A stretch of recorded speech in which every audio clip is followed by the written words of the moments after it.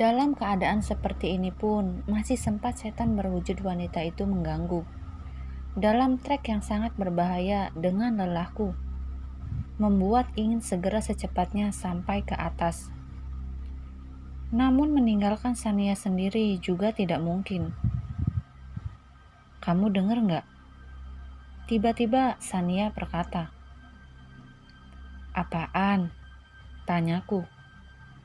Suara cewek panggil-panggil namaku, Bang. Jawabnya yang mulai ketakutan. Udahlah, lanjut aja. Jangan didengerin. Banyak berdoa, Neng. Aku mengingatkannya. Kami dipanggil oleh suara yang sama secara bersamaan. Namun, apa yang kami berdua dengar itu berbeda. Hingga dengusan nafas berat itu terdengar semakin jelas di telinga ini. Berulang kali kami mendengar panggilan itu, sampai akhirnya kami sudah sampai di atas bergabung dengan yang lainnya. Bukan sambutan baik yang terdengar dari mulut Nia. Justru malah menggerutu tidak jelas, dengan menunjukkan muka tidak suka. Lama banget sih kalian berdua, nanjak segitu aja, lambat. Celetuknya pada kami. Kaki aku sakit Nia. Kamu sebagai sahabat, mana peduli soal itu.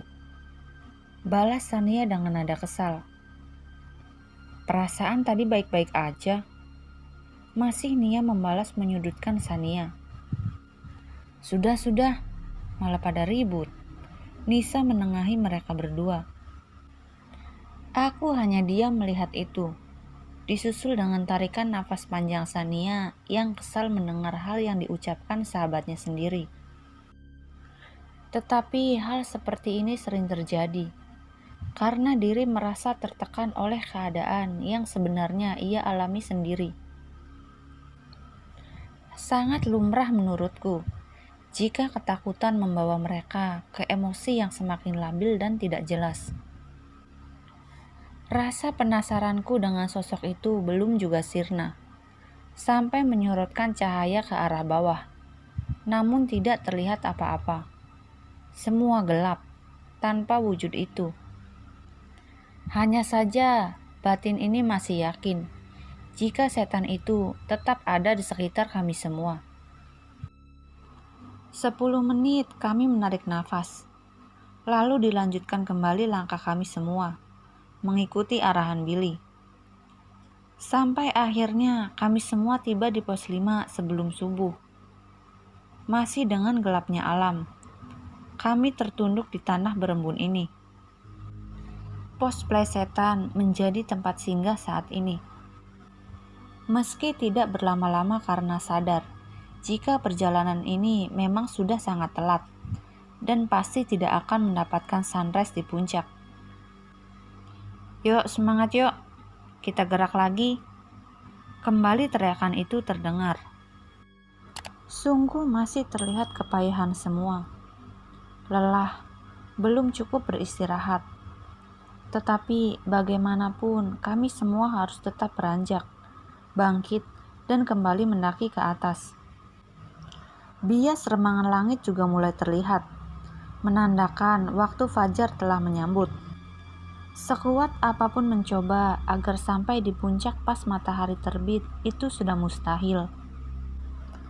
Karena tujuan mendaki bukanlah hanya sekedar puncak, tapi lebih dalam memaknai mendekatkan diri ke hadirat Tuhan. Lebih paham akan kepedulian sesama.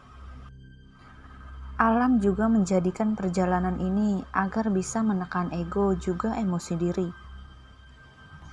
1 jam lebih lamanya kami menempuh perjalanan hingga kami sampai di pos berikutnya, yang berjarak tidak seberapa jauh. Pos Sahyang Bekonang. Pos 6 menjadikan packing akhir sebelum menggapai puncak Cikuray. Di area ini aku melihat jam sudah pukul 6 lebih. Alam juga sudah sangat terang dengan hiasan kabut tipis. Mentari juga sudah beriak menerangi jagat raya. Gangguan-gangguan astral di sini aku tidak rasakan lagi. Sampai hampir jam 7 kami memutuskan summit kembali. Menggapai ketinggian dan mengikrarkan Sumpah Pemuda tepat pukul 9 pagi. Karena jarak tempuh sekitar kurang lebih 2 jam lamanya. Kami semua tiba di sini dengan rasa syukur dan sujud di bawah kaki langit.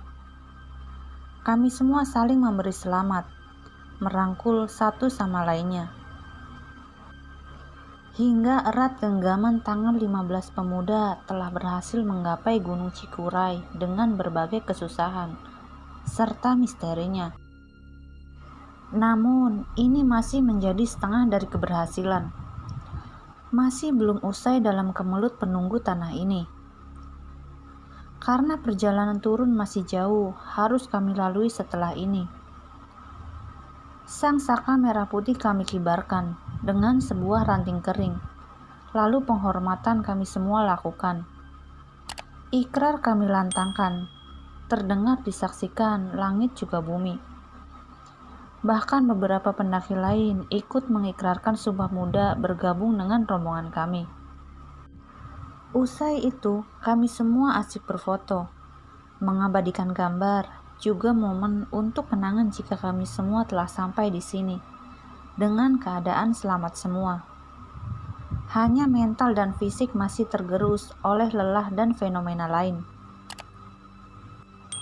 Kita ngecamp semalam lagi yuk, ajak Anjas kepada kami. Aduh, maaf ya bro. Aku habis pendakian ini masih ada acara lain yang gak bisa ditunda. Jadi next time kita mendaki bareng lagi ya. Kataku menjelaskan kepadanya. Jadi kita langsung turun nih. Tanyanya kembali. Kalau rombongan abang mau ngecamp dulu, ya udah gak apa-apa. Cuma saya sama teman-teman duluan. Jawab Billy ikut menjawab. Iya, kita pulang bareng mereka aja lah bang. Ucap Eri juga Anin. Siang itu kami semua turun, meninggalkan keindahan semesta dengan kecerahan hari. Terik surya mengiringi langkah kami. Tanah becek tetap menjadi penghias jalur. Keriangan kami menghiasi semua wajah. Merasakan kepuasan atas keberhasilan pendakian kali ini. Terlihat juga seorang wanita mengenakan jaket pendaki itu, menatap lekat ke arah kami semua. Meski wajah tetap terlihat memucat, namun lebam kebiruan membusuk itu tidak terlihat sama sekali. Mata yang terbungkus air itu terlihat dapat menangis dengan derai kesedihan. Raut itu ingin mengutarakan maksud. Ada kata yang ingin dia sampaikan kepadaku atau kepada siapapun yang melihatnya. Sampai tepukan pelan di pundak ini membuyarkan terpanahnya diri ini kala menatap ke arah arwah itu. Bayu mengajak turun untuk meninggalkannya. Alam kita berbeda. Biar dia dengan kesendirian di alamnya. Kita gak bisa berbuat lebih. Dia hanya pendaki yang telah tiada dan kesepian. Ucap Bayu kepadaku. Meski jalan menurun, tapi jalur ini tidak kalah ekstrim. Dengan curam dan sangat licin, menjadikan kami semua mesti tetap berhati-hati dan berkonsentrasi. Walaupun berulang kali kami semua terjatuh, namun semua itu menjadi keseruan kami semua. Gelak tawa masih menghias siang ini, dan belum ada hal-hal yang tak diinginkan. Manusia dengan rasa gunung merayap turun saling mengikuti. Berbaris menempati posisinya, tanpa harus diminta atau diatur lagi. Saling menguatkan, saling membantu saat mendapati jalur yang bahaya. Tangan saling menyambut, menopang memberi pertolongan tanpa ada keegoisan. Namun aku melihat ada kejanggalan lagi, di mana tepat di belakang Sania ada anak kecil yang tengah berjalan membelakanginya. Sosok bocah tanpa mengenakan pakaian itu berjalan dengan kepala yang tanpa rambut, terus membuntuti langkah Sania. Bro, aku rasa ada yang gak beres nih sama cewek itu. Tanyaku kepada Bayu yang jalan denganku di belakang. Karena dia diikuti lelembut itu ya? Ucap Bayu yang bertanya. Kamu juga lihat? Aku balik bertanya kepadanya. Dari awal, aku juga udah ngeduga ada yang gak beres sama Sania. Dia selalu diikuti banyak lelembut. Apa jangan-jangan saat ini dia sedang datang bulan? Perkataannya kembali terdengar. Masuk akal juga sih itu bro, balasku. Aku hanya menyimpulkan hal itu setelah mendapati jawaban dari Bayu. Meski hanya terkaan belaka, tanpa tahu pasti apa yang sedang dialami oleh Sania. Kalaupun memang sedang datang bulan, tentu akan menjadi hal wajar jika teror ini terus bermunculan. Sampai tiba di pos 6, kami semua kembali berkumpul, dan hanya kehadiran kami berdua yang paling akhir.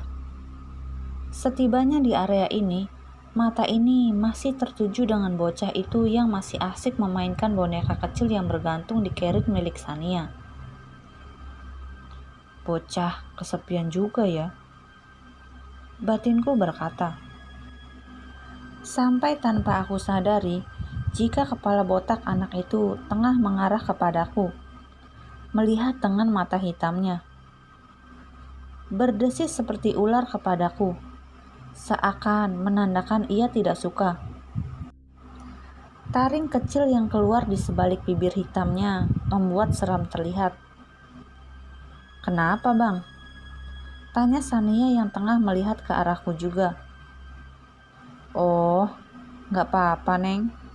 Cuma lagi liatin boneka kamu itu. Jawabku dengan gugup.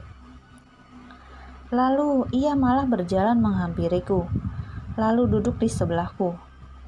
Tentu bocah itu juga terus mengekor kemanapun langkah temanku ini pergi. Lalu ia melepaskan boneka itu dari gantungannya dan menunjukkannya kepadaku. Ini boneka adik saya bang, dan karena ini saya kembali ke Cikuray. Tiba-tiba Sania membuka obrolan. Maksudnya gimana Neng? Aku masih belum paham. Adik saya udah gak ada di dunia ini bang. Dia sama dengan saya, suka menikmati alam, suka naik gunung. Sania membuka cerita. Innalillahi, turut berduka ya Neng, jawabku. Terima kasih bang, adik saya meninggal karena sakit. Dan sebelum sakitnya, kami sudah merencanakan pendakian kemarin. Hanya saja Allah memiliki kehendak lain. Air mata itu mulai menetes dengan menceritakannya. Sesaat kami saling diam. Aku hanya menunggu dirinya mulai tenang dan bisa melanjutkan ceritanya kembali. Perlahan ia menghapus air matanya, kembali menguatkan diri untuk melanjutkan cerita itu kepadaku. Adik saya meninggal karena penyakit yang tidak wajar bang. Tubuhnya semua membiru, sekujur tubuhnya bengkak semua. Ibunya bercerita. Apa pendaki itu? Pikiranku mulai bertanya dan mencoba menghadirkan bayangan tentang gadis yang selalu menemani kami sepanjang perjalanan ini. Hanya saja mau memberitahu semua itu, mulut ini tak sanggup. Memilih diam dan membiarkan semua itu menjadi hal yang aku tahu sendiri, tanpa harus orang lain paham. Itu adikmu. Bayu yang tiba-tiba menunjuk ke arah lain, di mana sosok gadis mendaki berwajah pucat itu berdiri. Sejak kapan kamu di sini, bro? Tanyaku karena tidak menyadari adanya Bayu di belakang kami. Mana bang? Mana dia? Tanya Sania kepada Bayu. Dia ada di sini, melihat ke arah kita, berdiri dengan tatapan menangis. Jawaban Bayu kepada Sania. Abang, boleh bantu saya turun ke arah dia? Pinta Sania kepada Bayu. Saat kami bertiga berdiri, tiba-tiba Billy dan yang lainnya sudah mengajak untuk turun kembali dan segera meninggalkan area ini. Di sisi lain, Sania masih ingin mengucapkan kata atau menyampaikan sesuatu hal kepada arwah mendiang adiknya, yang selama ini menggenapi keganjilan pendakian kami semua. Aku pun putuskan ikut dengan yang lainnya untuk turun, meninggalkan Sania juga Bayu yang masih memiliki urusan di atas ini. Apapun itu, semoga menjadi hal ketenangan untuk sang gadis pendaki, bisa kembali beristirahat dengan tenang di alam penantian dengan bahagia. Posisi aku masih paling belakang, dibarengi oleh Anjas juga Opik, mengikuti yang terdepan. Pelan meninggalkan ketinggian. Beberapa pendaki juga berpapasan dengan mereka yang baru saja sampai di sini. Sapaan ala petualangan terucap, memberikan semangat untuk mereka yang sedang memulai perjuangannya. Karena licinya jalan, aku memilih santai dengan beberapa temanku, dan sebagian lagi sudah tak terlihat jauh di depan. Tujuanku berjalan pelan juga sambil menunggu Bayu dan Sania yang masih di atas sana, dan menyisakan aku, Anjas, Anin, Eri, dan juga Nia. Kami kembali berlima dengan keganjilan jumlah lagi. Hujan rintik siang itu juga menghias menjadi teman perjalanan, menambah semakin licinnya tanah yang menurun ini. Berjam-jam kami bergerak tanpa berhenti, meski lutut mulai kembali bergetar menahan badan yang berat dengan carrier ini. Break dong, capek nih. Eri meminta beristirahat. Lalu kami semua duduk di tepian jalur sambil membentangkan flashlight. Karena rintikan hujan terus mengguyur dan semakin lebat terasa. Kabut kembali muncul siang ini, menggelapkan alam menjadi tidak secerah tadi. Suasana pun kembali tidak asik setelah bau busuk itu tercium oleh kami. Bau banget sih, Nia berucap sambil meludah. Neng, sebaiknya ditahan atau diam saja saat mencium apapun, kata Anjas mengingatkan. Maaf, habisnya. Ia pun tidak melanjutkan ucapannya, hanya terdiam dengan kaku seakan melihat ke arah depan. Ia diam tanpa bergeming, hanya tubuhnya gemetaran terlihat. Aku yang melihat itu mengikuti arah pandang matanya, namun semua hanya kabut putih, tanpa terlihat apa-apa. Panggilan kami ke Nia pun seakan tidak ia dengar, hingga beberapa kali tubuhnya digoyangkan agar kembali tersadar. Neng, sadar Neng, kataku dengan menggerakkan tangan ini di depan matanya yang menatap kosong. Tidak seberapa lama ia tersentak dengan keras, lalu menarik nafas dalam-dalam sambil mengucap istighfar. Kenapa Mbak? Tanya Anin yang ada di sebelahnya. Astagfirullah, ayo buruan kita turun, ajak Nia dengan tetap ketakutan. Mbak, kenapa? Jangan bikin takut ah. Kini si kembar Eri yang bertanya ikutan panik. Udah, kita turun aja. Jangan ditanyakan hal itu, kataku dan langsung melipat flashlight kembali memasukkannya ke dalam tas. 1 jam dari kejadian itu, terdengar teriakan Eri yang berada di arah depan. Aku yang paling belakang dengan Anin langsung buru-buru menuju menghampirinya, menanyakan apa yang tengah terjadi. Namun, Eri semakin histeris dan menangis duduk terjongkok.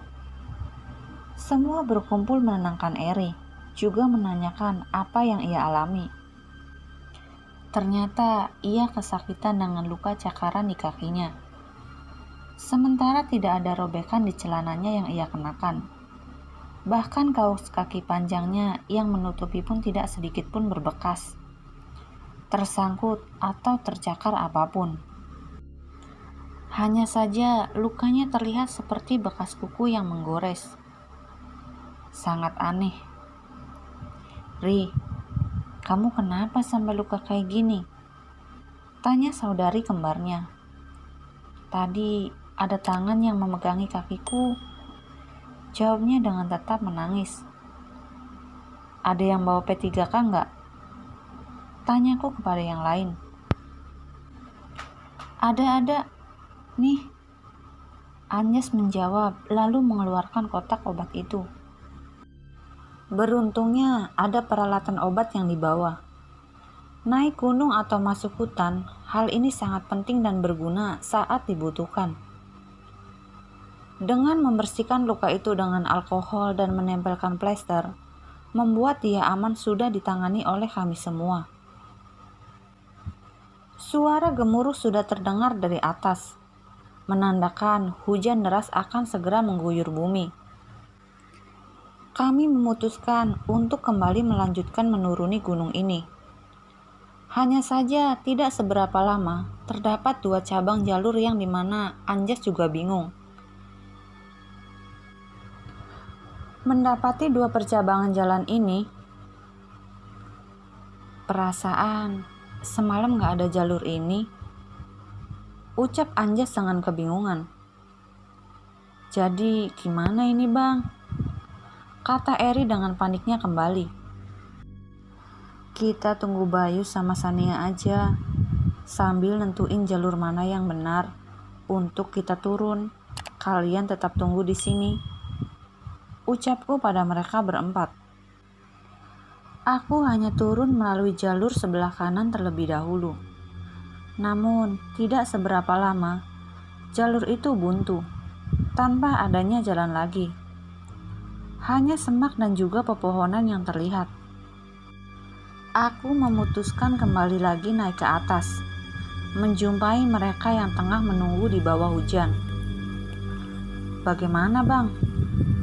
tanya Anjas kepadaku.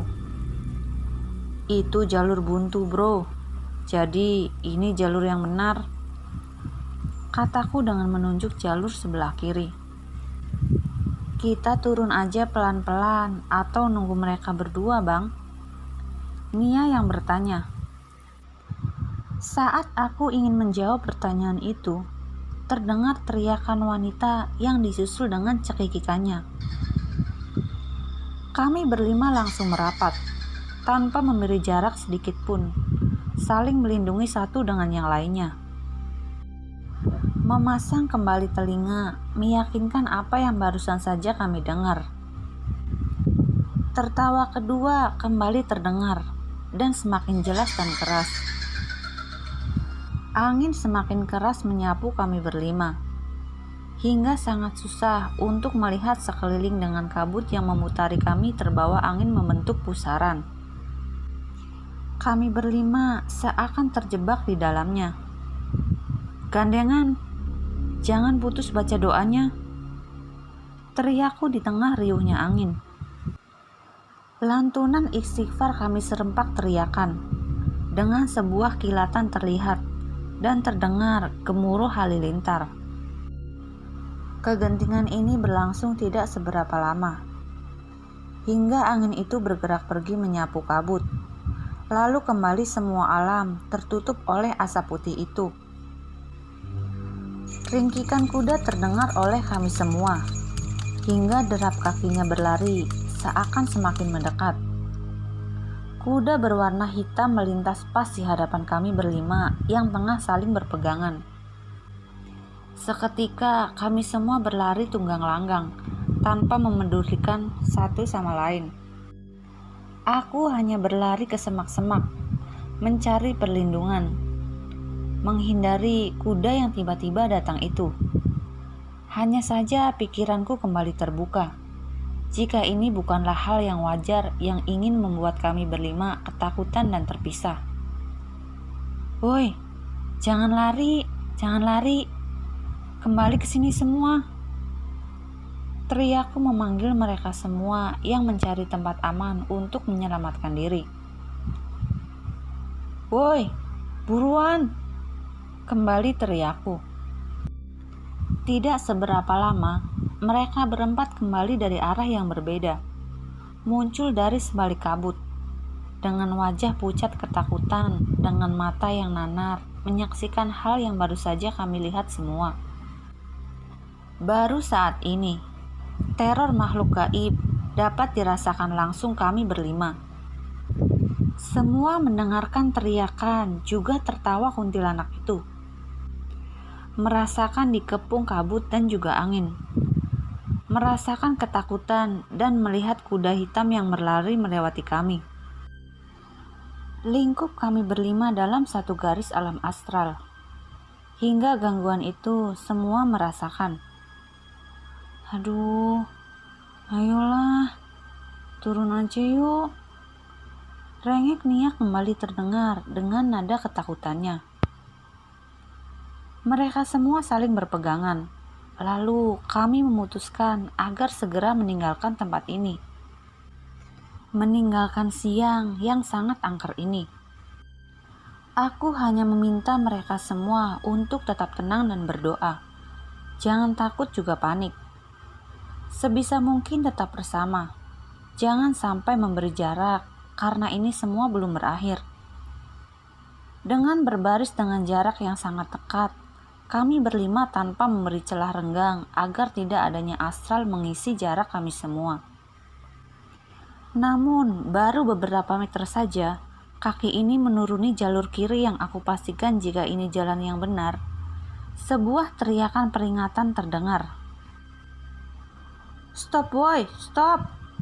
Itu salah jalur!" Teriakan dari atas terdengar. Kami semua sontak berhenti lalu memastikan teriakan itu. Terlihat Bayu dengan Sania muncul di belakang kami. Memberitahukan rute ini salah. Dan tiba-tiba jalur yang hendak kami akan turuni itu sama sekali tidak ada. Hilang dan berubah. Bertukar menjadi semak belukar ditumbuhi rumput-rumputan liar. Percabangan tadi sama sekali tidak ada. Hanya ada satu jalur menurun, di sisi lain tak seberapa jauh dari kami berlima berdiri. "Lah, kok jadi berubah?" kata Nia dengan spontan. "Kenapa kita berdiri di sini?" "Bang Ali, kesini bang. Depan kamu itu tebing atau jurang?" Imbu Anin memberitahuku. Dan sangat terkejutnya aku ketika melihat singkap kabut yang memudar ini. Di depanku adalah tebing yang sangat tinggi. Hanya beberapa meter saja jaraknya. Aku hanya kembali ke jalur di mana Bayu dan Sania berdiri. Astagfirullah, andai telah dikit aja mereka berdua datang. Apa jadinya dengan kami berlima? Ucapku dengan tatap nanar melihat itu. Alhamdulillah Bang Bayu sama Sania datang di waktu yang tepat, kata Nia mengucap syukur. Kami semua langsung bareng mengucap syukur jika Tuhan masih memberikan perlindungan juga pertolongannya. Mendatangkan kedua sahabat kami di waktu yang tepat. Hal ini terang terlihat jika campur tangan Tuhan akan menyelamatkan, di mana hati terdalam masih menyemayamkan iman. Yang lainnya kemana? Kenapa cuma kalian berlima? Tanya Sania kepada kami. Yang lainnya udah turun duluan. Kami berhenti di sini karena tadi ada 2 jalur yang menghalangi langkah kami berlima. Jawabku menjelaskan. Ya udah ayo, kita susul yang lainnya. Mereka juga dalam kesulitan. Ajak Bayu seakan dia sudah bisa melihat apa yang tengah terjadi di bawah sana. Kami bertuju kini mengikuti langkah kaki Bayu. yang memimpin perjalanan. Walau masih menyisakan tanya kemana hilangnya jalur tadi. Namun meninggalkan tempat ini adalah pilihan yang terbaik. Aku selalu memilih posisi berjalan paling belakang, dengan tujuan dapat melihat langkah mereka semua yang ada di depan, juga memastikan tidak ada satu orang pun yang tertinggal dari rombongan kami. Meski berjalan paling terakhir, masih terdengar lagi langkah kaki dari belakang. Ya, itu pasti langkah kaki pendaki wanita itu, adik dari Sania. Namun bisa saja bukan. Aku hanya berpikir positif saja. Jika keganjilan jumlah kami digenapi oleh sosok ini. Untungnya rombongan di depan yang sudah duluan turun berjumlah 8 orang. Dengan harapan tanpa diikuti oleh sosok pendaki dari alam lain. Tak seberapa lama, terdengar kebisingan dari bawah, di sebuah pos peristirahatan, yang menandakan jika kami semua mendekati orang lain, atau bisa jadi itu suara dari teman kami. Setelah tiba, kebisingan itu memang berasal dari mereka, yang tengah ribut juga sibuk karena Nisa berpisah dari mereka semua. Mereka mengira Nisa berhenti mengikuti langkah rombongan di depan untuk menunggu rombongan kami. Setibanya kami tanpa Nisa, membuat semua itu semakin tambah gusar dengan kematikan semuanya. Kalian gak ketemu Nisa di jalur saat turun? Billy bertanya dengan cemas. Enggak. Kita gak ketemu Nisa, Bang. Jawabku memberitahu. Emangnya Nisa terpisah dengan kalian di mana? Sania menanyakan hal itu. Aku sadarnya setelah sampai di sini, Neng. Jawab Billy yang dibenarkan oleh yang lain. Kepanikan kami semua semakin memperkeruh keadaan, hingga menyalahkan satu dengan yang lainnya. Menengahi hal itu, Bayu memberikan pendapat kepada kami semua. Udah, gini aja Bill, aku minta sama kamu, bawa turun semua rombongan. Pastikan tanpa ada satu orang pun yang hilang atau tertinggal lagi, biar aku yang akan cari Nisa. Bayu memberikan arahan. Aku ikut sama kamu bro, kataku. Aku juga bang, imbu Sania juga Randy. Gini aja, Ren, kamu bantu Billy untuk memastikan semua selamat sampai di bawah, biar aku dibantu sama Ali sama Sania, kata Bayu masih dengan sikap kedewasaannya. Oke deh bang, kalian bertiga hati-hati, kita turunnya pelan-pelan, Randy menjawab. Kesepakatan itu akhirnya diterima Billy dan yang lainnya. 11 orang dari kami turun, dan kami bertiga kembali naik untuk mencari anggota yang hilang secara aneh ini. Selain itu, Bayu juga berpesan untuk meminta bantuan kepada tim SAR setempat jika waktu yang ditentukan kami bertiga lama tak kunjung turun. Ayo, jangan lama-lama. Kasihan Nisa, kataku mengajak mereka berdua. Bentar bang, emangnya Bang Bayu tidak bisa melihat di mana keberadaan Nisa? Tanya Sania kepada kami. Gak kelihatan, gelap. Yang nutupin Nisa bukan makhluk yang remeh, jelas Bayu kepada kami. Astagfirullah. Ya udah ayolah, segera kita cari. Aku mengajak mereka lagi.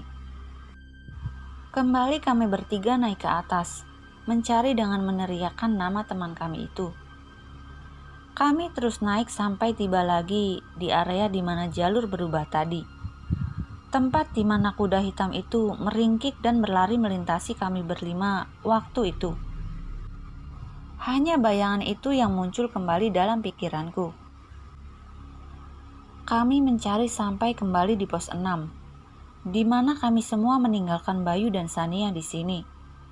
Hanya saja waktu itu aku sangat yakin jika Nisa ikut turun berjalan duluan dengan rombongan Billy. Tempat ini tidak mungkin menjadi lokasi di mana terpisahnya dia dengan yang lain. Udah sejauh ini kembali, tapi gak nemu tanda-tanda apapun.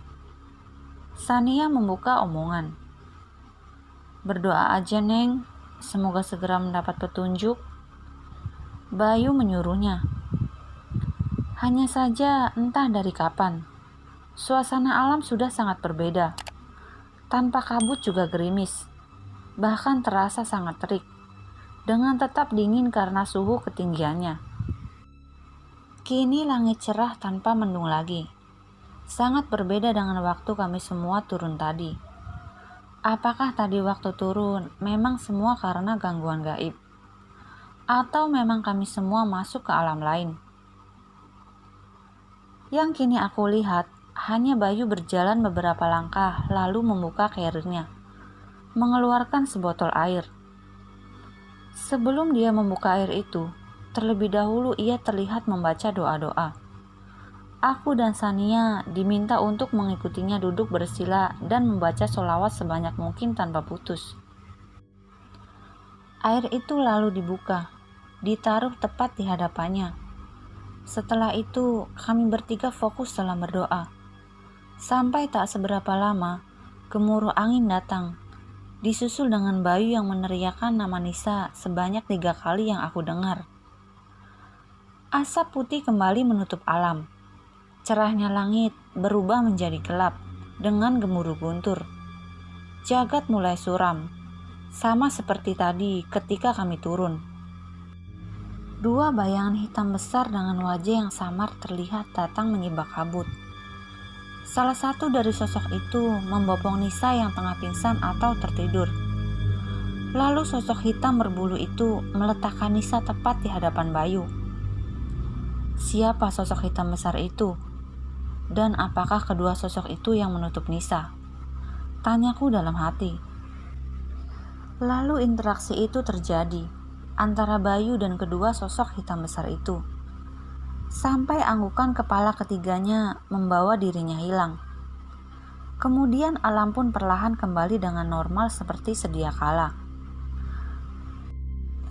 Lalu Bayu jatuh bersimpuh dengan lemas.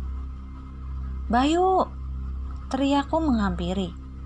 Kemudian disusul Sania yang juga menghampiri Nisa yang tengah masih belum sadarkan diri. Aku menyambut tubuh Bayu yang bergetar sangat kencang. Keringatnya juga terlihat bercucuran dengan nafas yang sangat berat. "Tolong ambilin air itu," katanya kepadaku. Secepat mungkin aku mengambil botol tadi, menyodorkannya ke bibirnya dan 2 kali tegukan. Ia terbatuk dan lega bernafas setelah itu. "Sisa airnya tolong guyurin kepalaku," terdengar lagi pintanya. Aku langsung melakukan apa yang ia mau, menyiramkan sisa air ke atas kepalanya sampai habis. Tubuhnya menggidik keras. "Aduh!" teriaknya terdengar, lalu disusul dengan kalimat takbir. "Allahu Akbar." Aku mengikuti teriakannya. Lalu Bayu bangkit dan menghampiri Nisa. Dibacakan doa dalam sebuah air, lalu dicipratkan ke arah mukanya. Hingga perlahan ia membuka mata dan dengan keadaan masih belum bisa ditanya. Tidak berapa lama kami bergantian membapanya turun dan membawakan carrier miliknya. Sampai saat kami tiba di bawah, tepatnya di perkebunan warga. Meninggalkan jalur hutan di kaki Gunung Cikuray, baru terdengar suara Nisa yang menandakan ia sudah normal dan pulih kembali. "Yang lain kemana?" Kata itu yang keluar pertama kali darinya. "Yang lain udah turun duluan, Nis," jawab Sania dengan tatapan bahagia. "Istirahat sebentar ya, aku capek banget," pinta Nisa. Menuruti permintaan Nisa, akhirnya kami semua duduk di tepian jalan setapak. sambil menunggu semuanya benar-benar kembali sehat. Jam 9 malam lebih, kami semua tiba di sini dengan selamat, dan rasa syukur kami semua. Lampu warga sudah terlihat, menandakan jika sebentar lagi kami tiba di base camp. Senyum haru terlihat di Sania yang memeluk Nisa. Aku dan Bayu juga menatap dengan keharuan yang sama. 20 menit kami terduduk beristirahat, lalu kembali berdiri menuju pulang. Hanya saja, kejailan dedemit belum berakhir sampai di sini. Berulang kali kami mengulang langkah dan selalu tiba di tempat yang sama kami berdiri. Sampai sangat lelah, terhitung sudah 11 kali kami melewati area ini. Ada yang masih belum selesai dengan Cikuray, ucap Bayu pada kami. Maksudnya gimana, Bang? Sania bertanya. Begitu juga dengan aku dan Nisa, hanya bertanya dengan pertanyaan yang sama. Dan kenapa semua ini belum berakhir? Jangan pernah takut dengan alam Gunung Cikuray. Jangan menjadikan kejadian ini jadi penghalang untuk kita kembali bersilaturahmi suatu saat nanti. Niatkan diri dan ikhlaskan apapun yang telah terjadi. Berterima kasihlah dengan sesepuh Cikuray, katanya memberitahu kami. Lalu kami berdoa dan mengucapkan rasa terima kasih. Tidak lupa salam terucap untuk berpamitan pulang jika bertamu kami sudah selesai. Kami tiba di base camp jam 1 dini hari dengan sambutan mereka semua yang turun dengan selamat. Hanya saja ada satu peristiwa ganjil. Tim penyelamat berjumlah 6 orang naik gunung untuk mengevakuasi kami. Namun sama sekali tidak berjumpa dengan mereka selama perjalanan turun. Nisa mendapat sebuah pelajaran baru, karena datang berkunjung ke gunung ini tidak memiliki restu dari kedua orang tuanya. Ia berpamitan hanya menginap di rumah sahabatnya. Sementara dalam setiap langkah anak diharuskan memegang doa juga restu orang tua jika ingin selamat menampaki jagat alam semesta. Dan setelah pendakian itu, kami ber-15 sahabat memiliki pengalaman magis yang penuh seratan misteri, memberikan bekas dalam ingatan juga jiwa kami semua.